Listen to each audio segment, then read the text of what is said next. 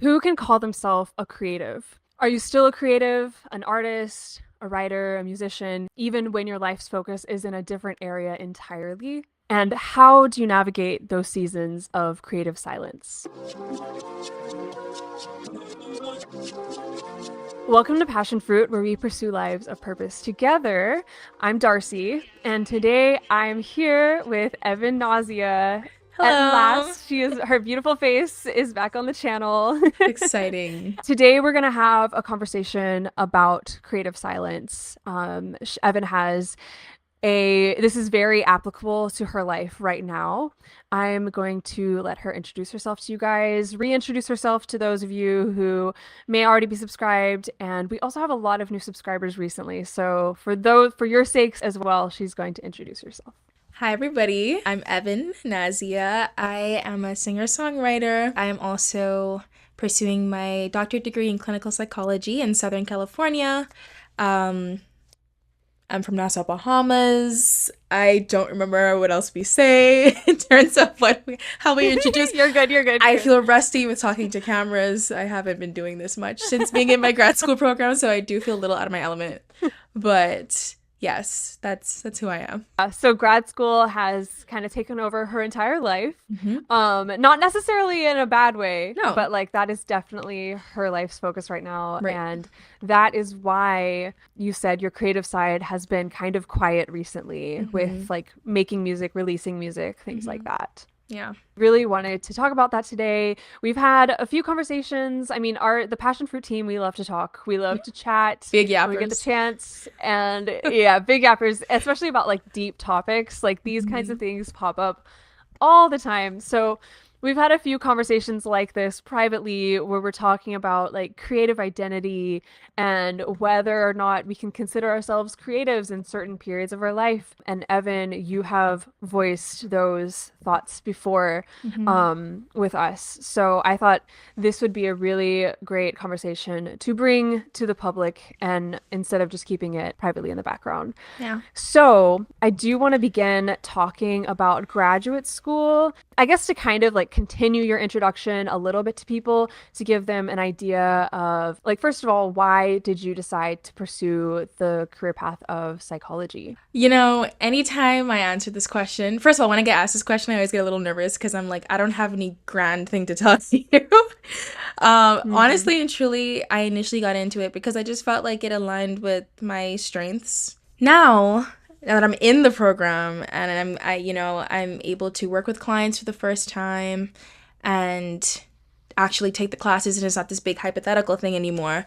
Now it feels really good to create a safe space for someone. For instance, when I'm giving therapy, and kind of give them the opportunity to like take that time to themselves. And I really enjoy bridging that gap between someone's, their behavior and their past and how it all intertwines and how their brains are Hmm. wired. And it's just a very empowering position to be in. I feel like as the therapist in the room and really feel that collaboration between the two. It's just such a Hmm. connective experience, and I really enjoy Yeah. that. Yeah, I just really enjoy connecting with people one on one like that. It feels really powerful. And have you ever looked back? Like, would you say you have felt pretty confident the whole time that this is the right path for you? I have felt very aligned with this program since I started. Yes, for context, there's 5 years in this program. I am going into my third year in just a few weeks, and so I'll have two left before I graduate with my degree. So yeah, Wow. I have felt again, it's been very difficult, it's been grueling, it's been challenging, it's been fun, and all of that, just creates this sense of alignment. So yeah, I don't have any second thoughts about me being in the place that I feel like I Yeah. was called to be in. That's really awesome to Hmm. hear. And so now the other layer of Hmm. this is your creative identity. And I'd like to ask, how would you say this chosen path of grad school psychology, how has that impacted your creative identity? When I first started the program, one of my professors she said something along the lines of, if you have other side interests or passions or hobbies, just know that they're going to be put on the back burner for these next 5 years, and Mm-hmm. that's just reality. And I did not take that on to Mm-hmm. begin with. I was like, thinking I can be the exception. Or just remember thinking like, okay, it probably takes a little bit more balance and you'll be good. And now I'm like, no, I'm not the exception. I Yeah, fear. yeah, I fear. I fear. I fear I fall into that category. And, songwriting and releasing music and creating content, it feels like a fever dream right now. Mm-hmm. And I do feel distant from that aspect of Mm-hmm. myself. And some days I think about it. Honestly, most weeks, sometimes it doesn't even cross my mind because I'm just so in where I'm at right now. In the moments that I do think about it, I do feel a little bit of Mm-hmm. sadness. Yeah. Mm-hmm.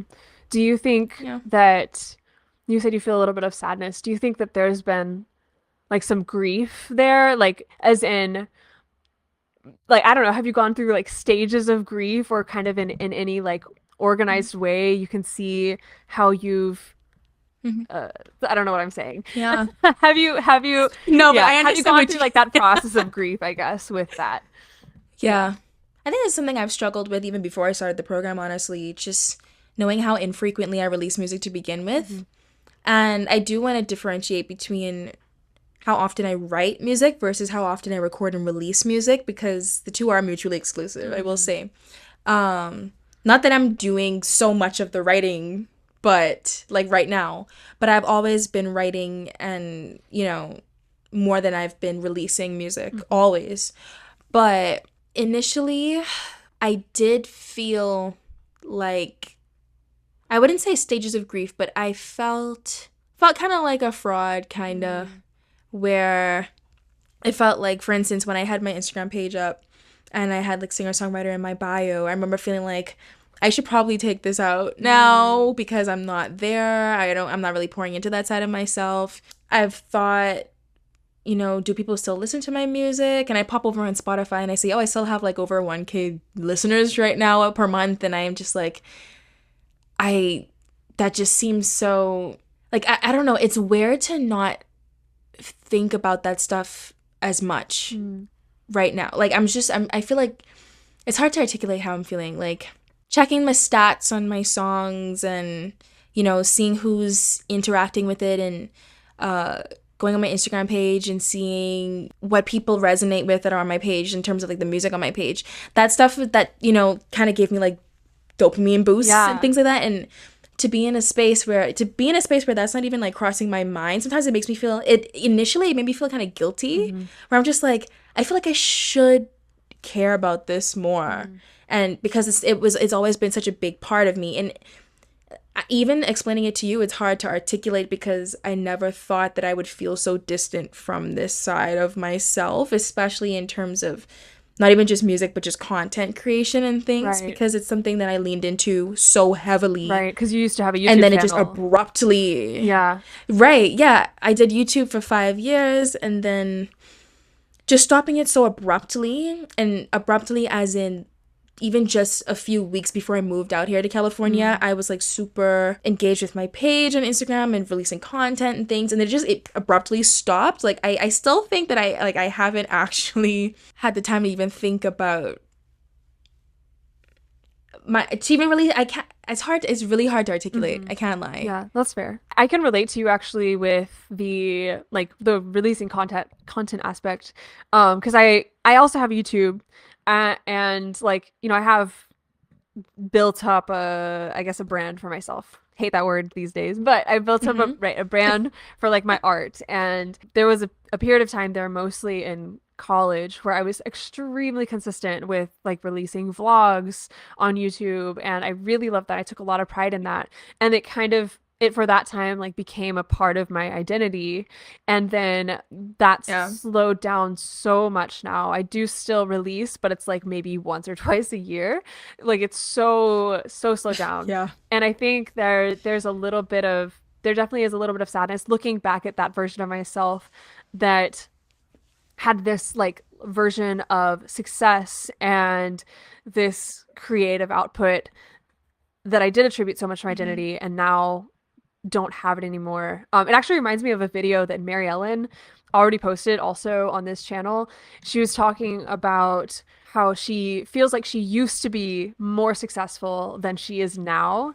She was like the host of a television show and all these other, she went to law Oh school, like yeah. all these other things.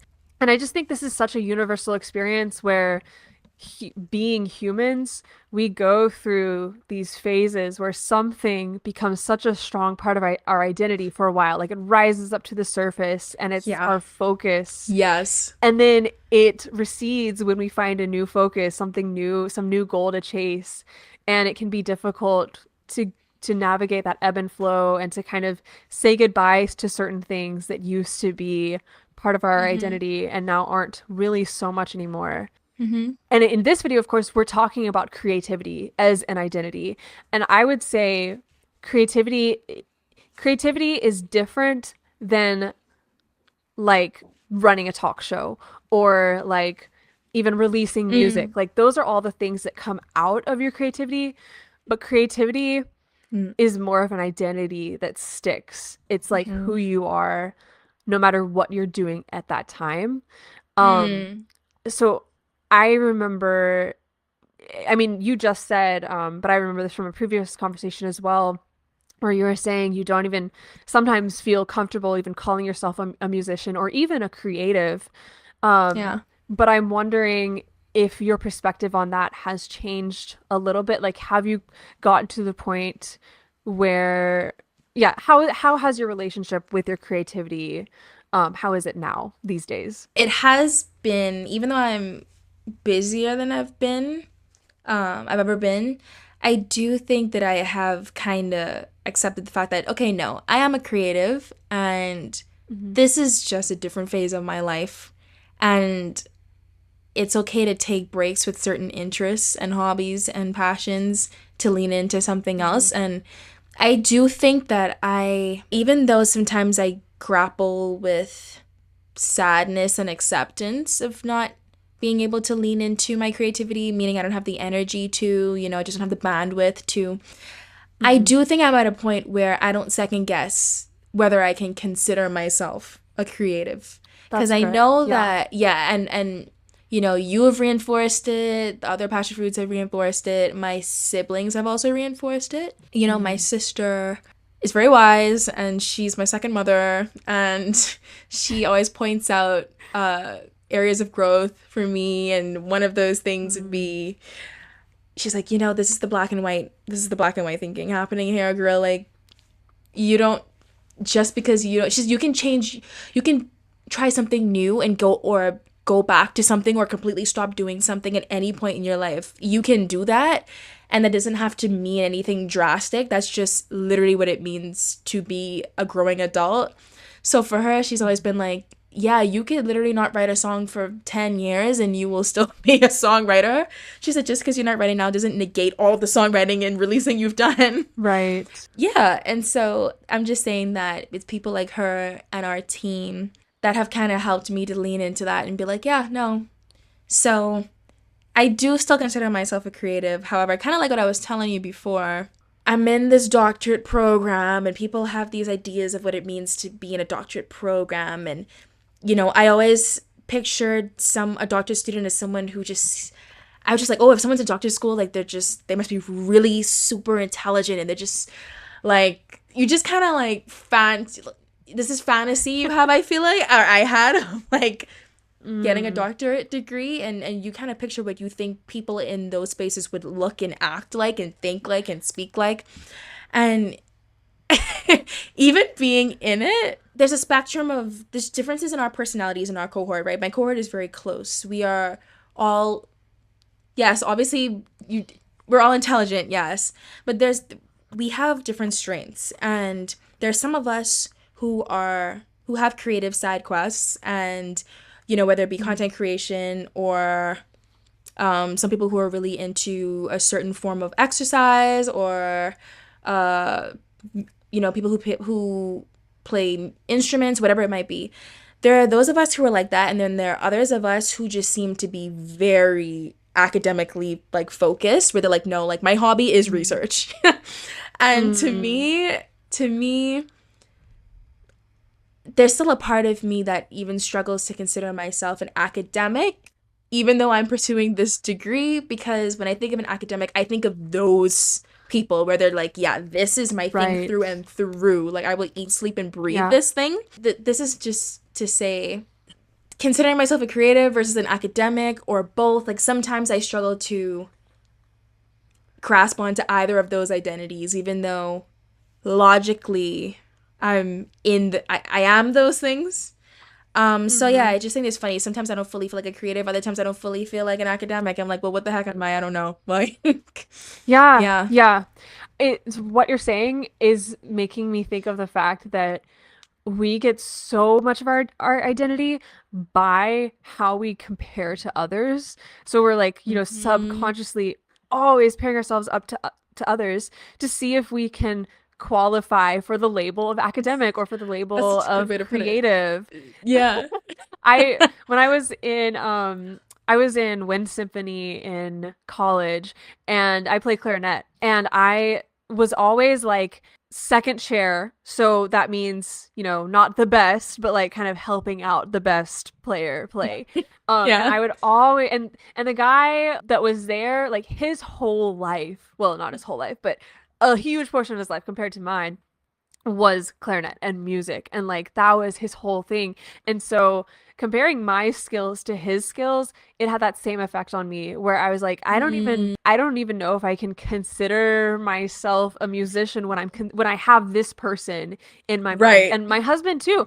Like the same thing happens with Delano, my husband. Yeah. He plays so many different instruments. Music is his whole life. I play piano, I play clarinet, but it's not my whole life. So I have Yeah. troubles like considering myself a musician because of that. Sure, we can give these people credit for like when something is just something that they spent so much time with, invested so much skill in. We can see that and appreciate how much of their identity they've wrapped up in that. But that doesn't mean that it diminishes our identity as that thing Hmm. too. We just experience it and interact with it differently. I love that. I agree. It really is all in comparison because if I'm comparing myself to myself, hell yeah, I'm a creative. Yes, I Yeah. enjoy Yeah. learning in an academic environment. Like, Mm-hmm. Yeah. so And you're yeah. like in a sense, I mean, you're kind of all the things you've ever been. Maybe this is a weird like this brings Mm.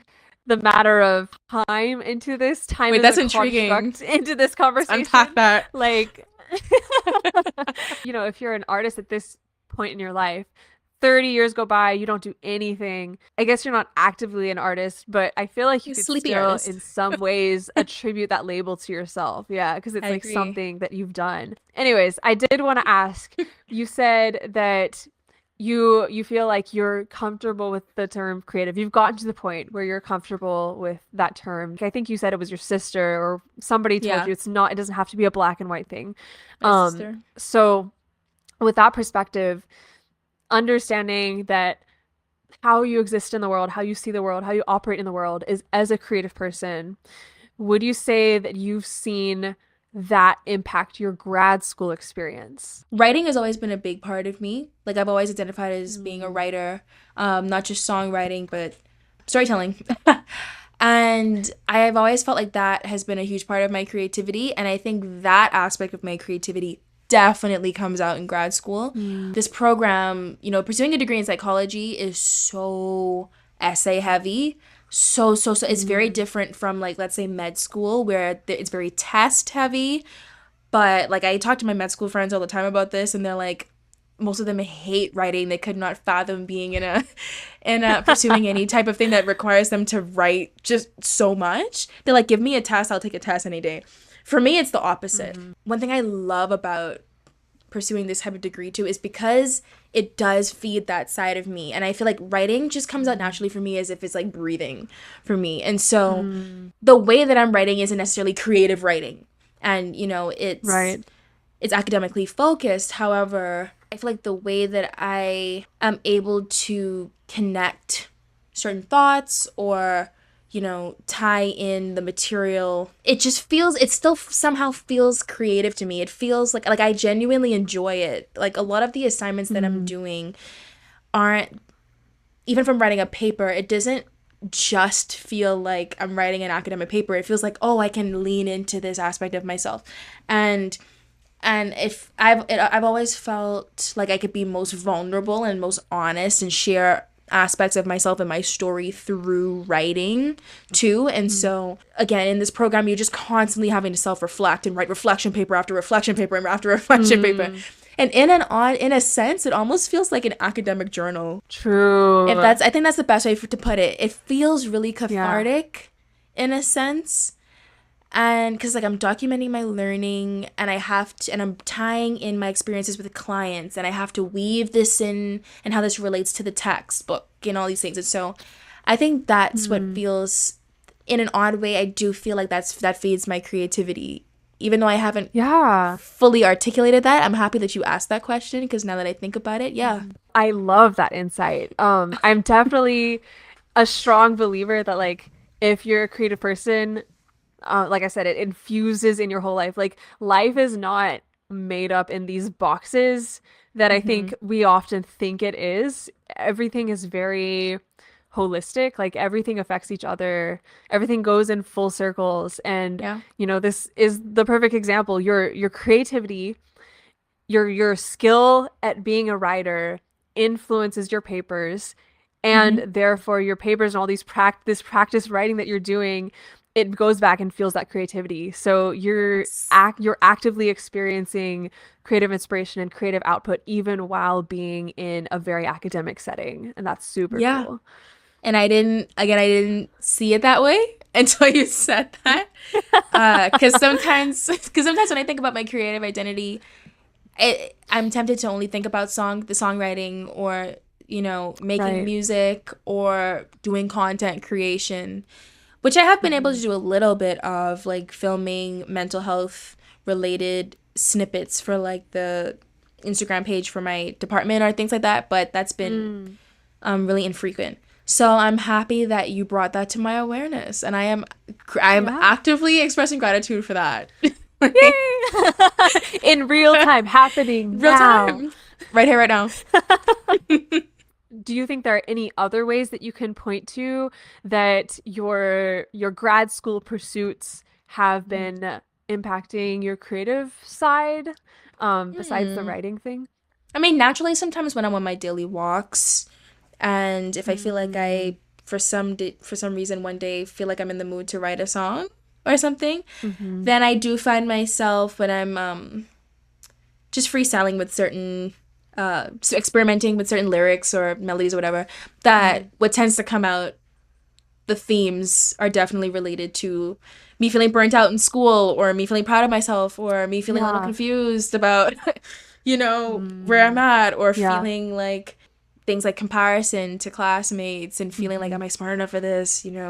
I just tend to write about where I'm at anyway. And so naturally, since this is the environment I'm in, that does come out in the themes of my writing for songwriting. But Mm-hmm. honestly, I can't say that I feel this experience impacting my creativity, at least in the way that I'm thinking of creativity. I Mm. feel it more just in my self development, and I feel myself expanding as a person. So I don't know that I can Mm.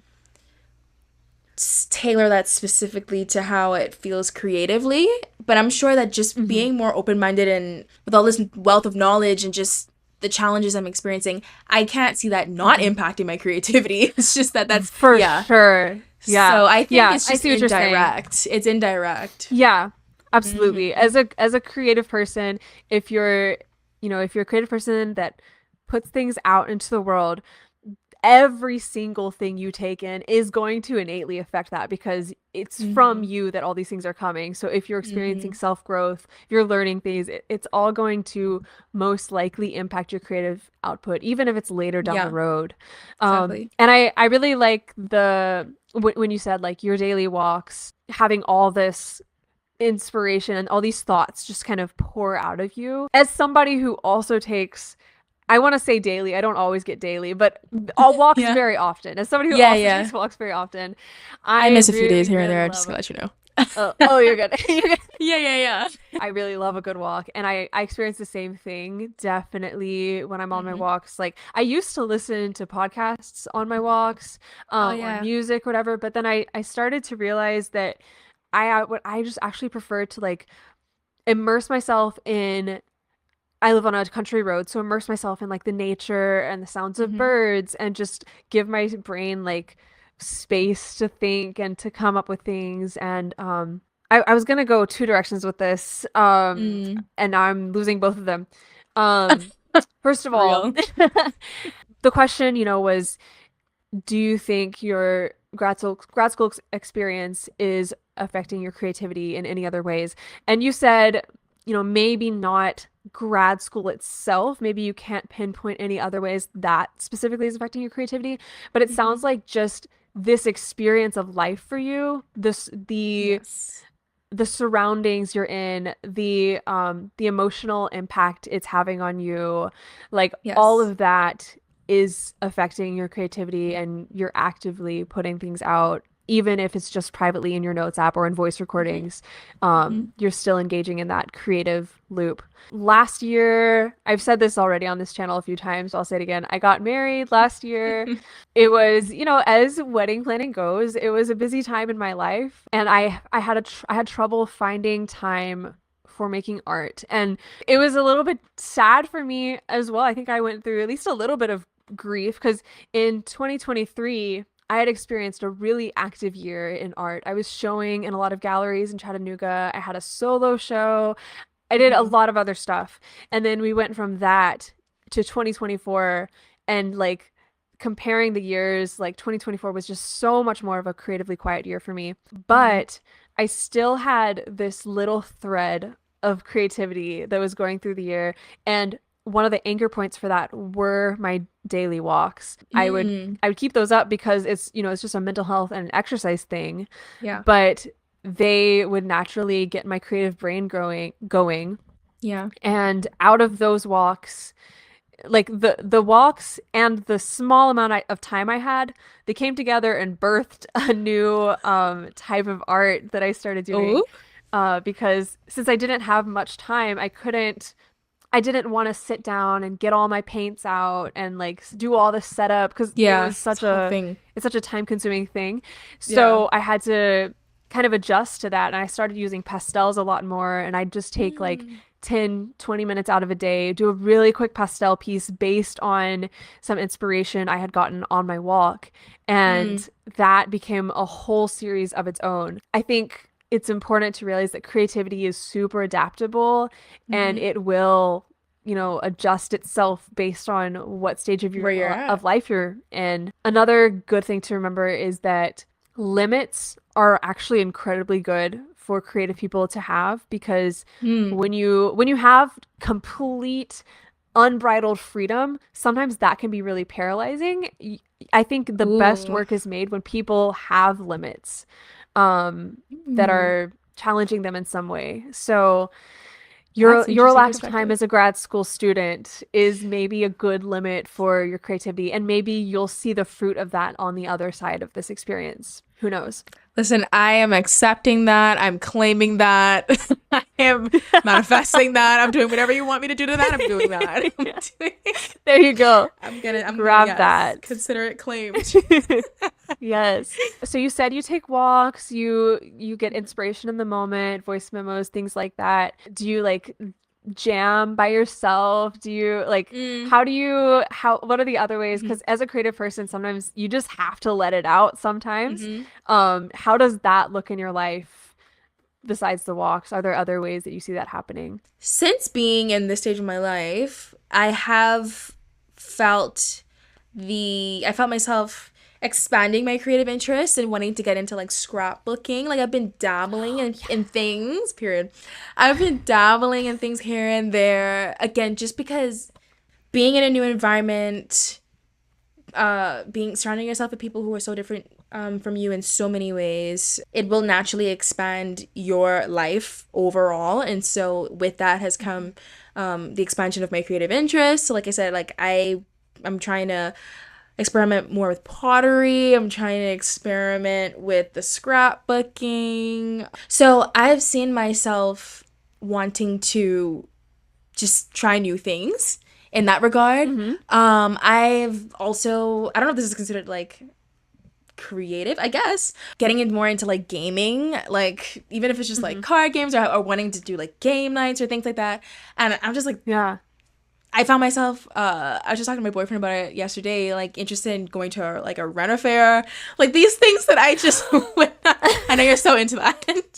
Yes. So I so I just feel like I found myself naturally becoming more open to other forms of creativity and not Mm. just what I've known up until this point. So it's like, yeah, even though I might not be writing my music all the time or Mm-hmm. whipping out a camera, I do feel like I am allowing myself to experience other forms of what of creativity, what it could look like. And but apart from that, sometimes if I'm taking a shower, then I'll throw in some beats and just let myself experiment just to kind of see if I still got it kind of thing.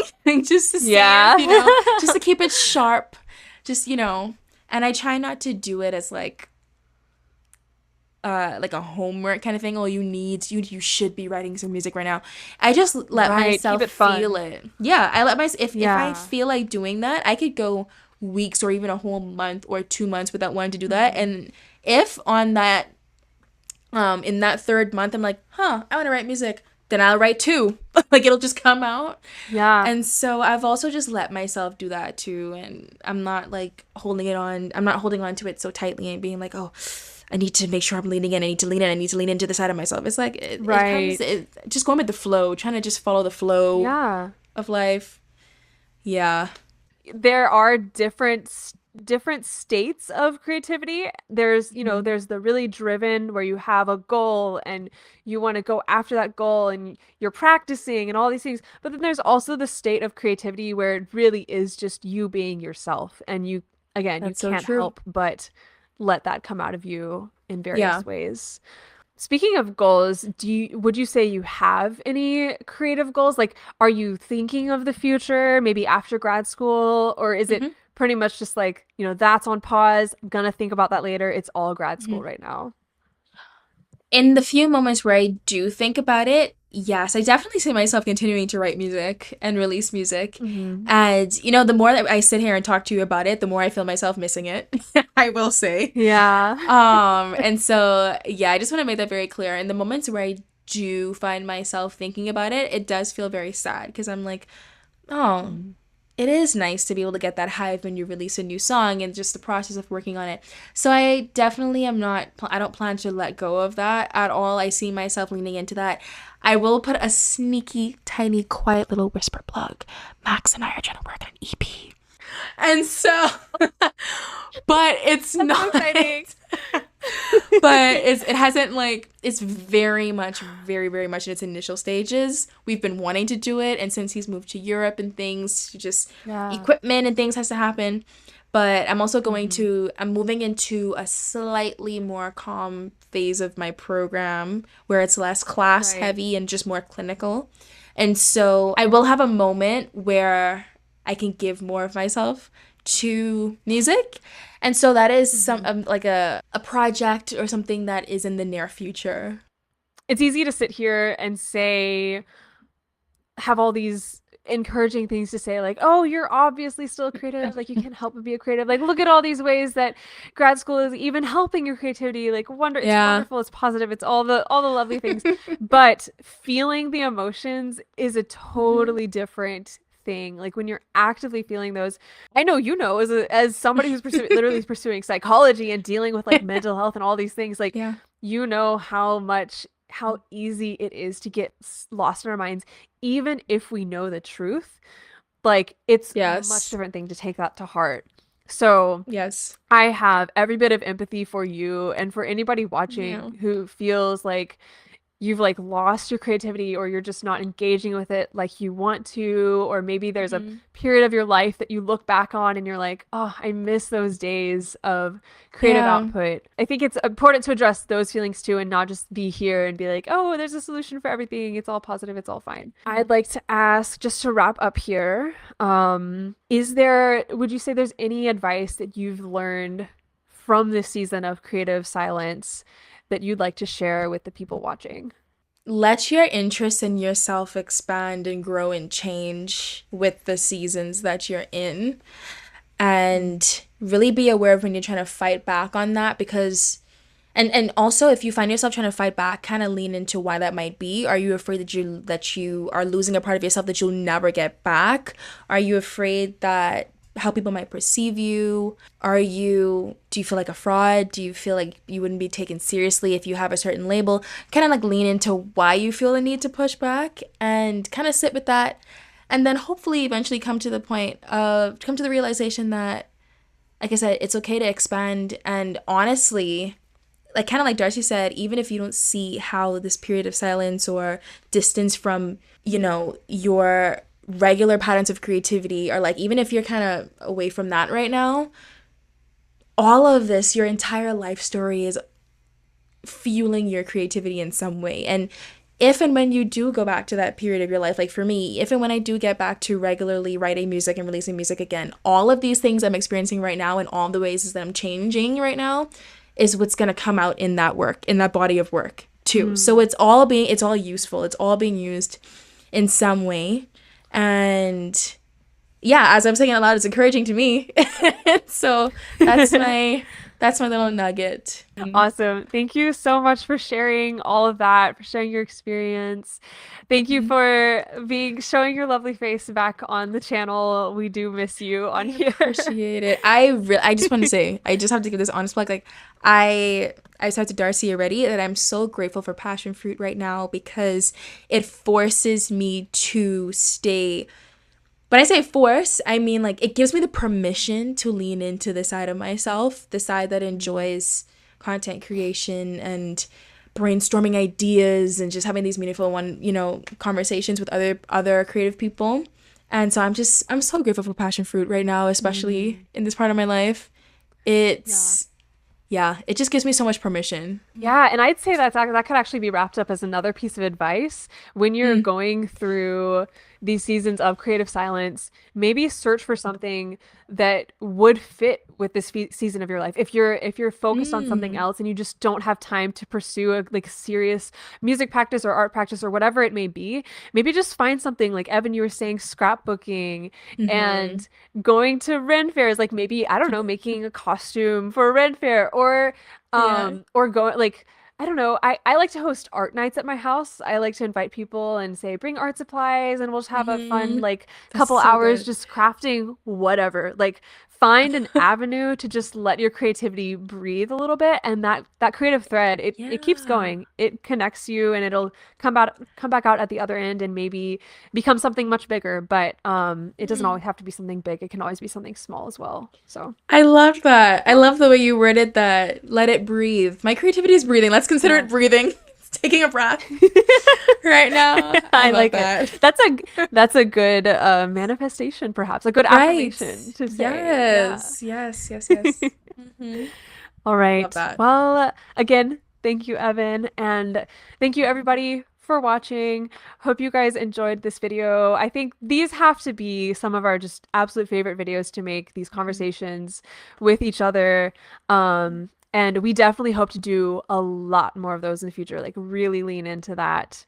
There's some Hmm. foreshadowing for you for the plans of Passion Fruit in the future. We will be back with another video in 2 weeks. And until then, stay tuned for all of our short content across our social media Yes. channels. Um, Evan, I was about to plug you, but I remembered you have deleted your Instagram, but we can plug your music Yeah. still. Yeah, you can still So, find me on yeah. Spotify and Apple Music and YouTube, my Yeah, music at yes. Evin Nazia. Yes. Hmm. Yeah, It's so still there. check the description below to connect with Evan, to connect with me. And then if you're new to the channel and you enjoy this video, subscribe to us and you can see more of this type of content and other wonderful creative related content. So, anyways, yeah, thank you for watching. Until next time, let's keep growing together. We'll see you guys. Bye. Bye. I always do this stupid bye at the end of all of my videos. I use that voice I every know. single time, and All I'm not even right. meaning to do it. I Bye. just do It really it. just come Bye. out. I know. It's like, all right. Like it's like, am I familiar with saying bye? Have I ever said that in my life? Because it's just Do I know that word? like bye. Okay, see ya. I can't. So Man. real.